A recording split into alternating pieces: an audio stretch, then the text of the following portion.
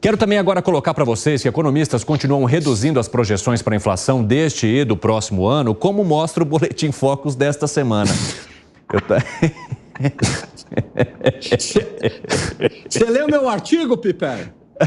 Não. Peraí que eu vou terminar, que tem mais, tá, Gani? Você não vem me interromper, não, porque tem mais dado positivo para falar. Tô brincando.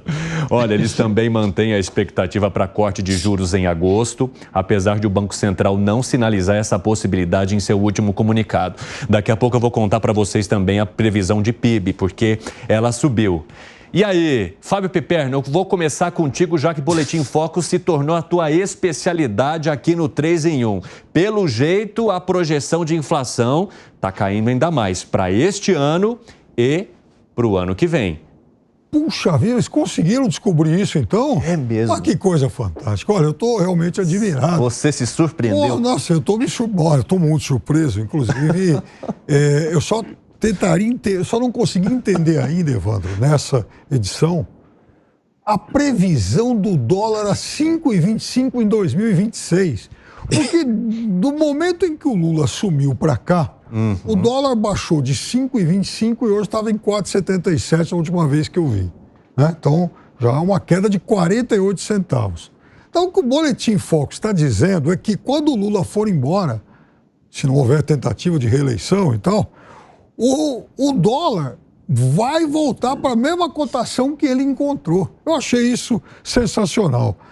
Fora as questões de crescimento e queda de inflação. Aí a gente vai chegar ainda. Isso aí a gente... Agora, o quê? Mendonça de Barros, né? Eu li várias críticas aí ontem, anteontem, todo dia em relação a esse escândalo que taxa Selic, essas projeções, né? Ele diz o seguinte, olha, lembro que em agosto de 2020 o BC reduziu a Selic para 2% no exato momento em que a formidável política expansionista em resposta à emergência da Covid-19 avançava e a inflação em 12 meses estava em 2,4%. A taxa básica de juros ficou então estável até fevereiro de 2021, quando a inflação já estava em 4,19%. Me parece que o Banco Central perdeu o timing para reconhecer que temos uma enorme deflação de bens, e aí ele continua dizendo basicamente o seguinte: o BC fica atrás da curva até fevereiro de 22. Temo que estejamos agora na situação inversa. Olha, já fez tudo errado. Ou seja, para vocês entenderem esses dados, era 5,12 a projeção anterior, caiu para 5,6. Se a gente olhar para 2024, a projeção era de 4 e caiu para 3,98%. Como é que você explicaria esses números para nossa audiência, Gani? Olha só, Evandro, é lógico que o número em si, a projeção em si, ela não quer dizer muita coisa, e aí eu concordo, projeção de câmbio não quer dizer nada, é um chute, né? O câmbio foi feito para humilhar os economistas. Agora, essa queda da inflação na projeção, o que interessa é a direção. Então, as expectativas inflacionárias, elas estão diminuindo. Se vai ser 5, 5,5, 5,3, ninguém sabe ao certo. Não é uma ciência exata a economia. Agora, existe uma diminuição. E por que existe essa diminuição? Porque o Banco Central vem fazendo um excelente trabalho no combate à inflação, segurando a mão de ferro a despeito de todas as pressões populistas, todas as pressões do governo para uma redução da taxa de juros na canetada. Se o Banco Central tivesse feito isso lá atrás, as projeções não estariam caindo, estariam subindo, porque o monstro da inflação estaria de volta. Agora tem condições para uma queda da taxa de juros. Agora, Gustavo Segré, houve também uma projeção de crescimento do PIB de 2,14% para 2,18%. E a gente está falando da 7ª projeção positiva consecutiva. E tomara continue, Evandro, porque quando a gente vê nas projeções de pessoas, não é uma pessoa, são vários consultores, que você tem um PIB que vai aumentando, com inflação que vai caindo, é um céu de brigadeiro para um aviador, porque são números que empuxam, tracionam, levam e provocam investimentos em função. Sim. Mas o Banco Central, ele está voando também nesse céu de brigadeiro ou ele está enxergando tempestade nesse céu? Não, ele está se antecipando. Você sabe que a melhor forma de sair de uma tempestade na aviação é não entrando, evitando a tempestade. O Banco Central tem feito um bom trabalho. Quando você fala desse ponto em particular, dar a palavra para o Alan ou para mim, nós vamos falar a mesma coisa. É um trabalho do Banco Central bem sucedido, que lamentavelmente o governo não está enxergando.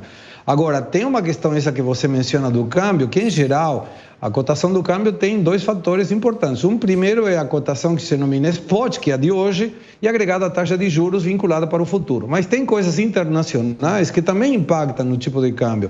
Falar de um tipo de câmbio a 5,25 em 2026 é como saber quem vai ganhar a próxima Copa do Mundo. Tem um monte de variáveis que podem alterar. Mas eu fico feliz de que toda vez, segunda-feira, incluímos esse assunto para o Piperno poder estar feliz e começar a semana de uma forma alegre. Fala, Gani.